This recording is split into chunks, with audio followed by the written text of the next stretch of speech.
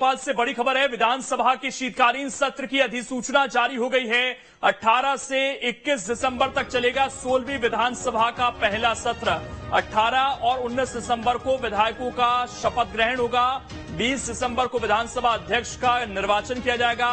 20 दिसंबर को ही राज्यपाल का अभिभाषण भी होगा।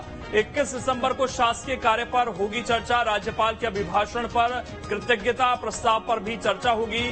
2 शिफ्ट में विधानसभा की बैठकें होंगी। सुबह 11 बजे से दोपहर 1:30 बजे तक और दोपहर 3 बजे से शाम 5 बजे तक बैठकें होंगी।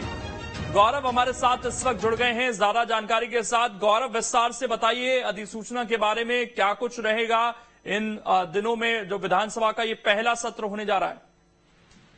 देखिए, 16वीं विधानसभा का जो पहला सत्र है उसकी अधिसूचना जारी कर दी गई है। राज्यपाल द्वारा जो ये सत्र होते हैं इन्हें आहूत किया जाता है और अब जो नई सरकार गठन हुई है इसका पहला सत्र 18 से लेकर 21 दिसंबर तक चलेगा।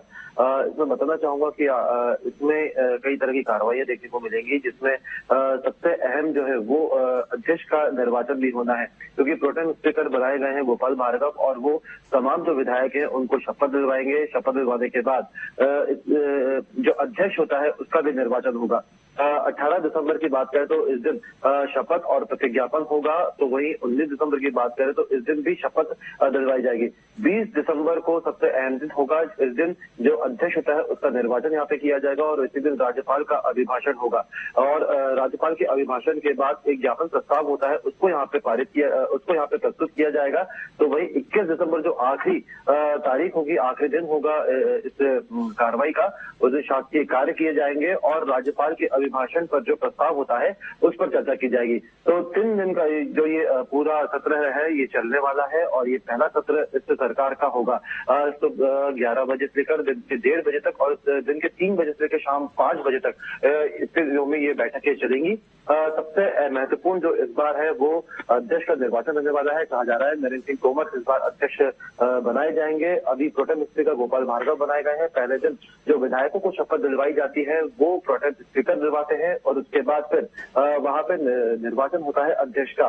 क्योंकि पहला सत्र है तो जो आखिरी दिन होगा इस दिन कई तरह के जो शासकीय कार्य है उसको लेकर भी यहाँ पे चर्चाएं की जाएंगी। हो सकता है कई सारे प्रस्ताव जो है सरकार के आखिरी दिन पारित भी होते हुए हमें इस सत्र में देखने को मिले, क्योंकि पहला सत्र है तो इस सत्र में जो राज्यपाल का अभिभाषण भी होता है, जिसमें जो नई सरकार है उसके आने वाले कार्य को लेकर यहाँ पे राज्यपाल गौरव, इसमें एक चीज और मैं जानना चाहता हूं, क्या कोई अनुपूरक बजट ये सरकार ला सकती है? क्योंकि अगले 2-3 महीने अगर सरकार कोई अपनी नई योजना शुरू करे तो क्या बजट को लेकर भी कुछ प्रावधान किए जा सकते हैं?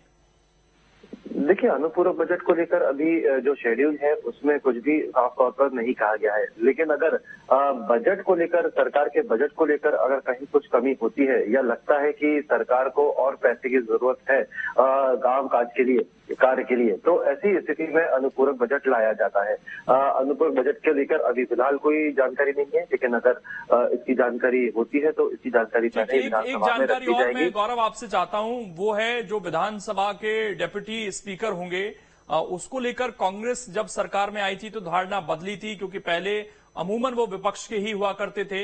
अभी उसको लेकर क्या स्थिति है? क्या उसका भी चयन स्पीकर के साथ ही होगा या वो प्रक्रिया बाद में हो सकती है?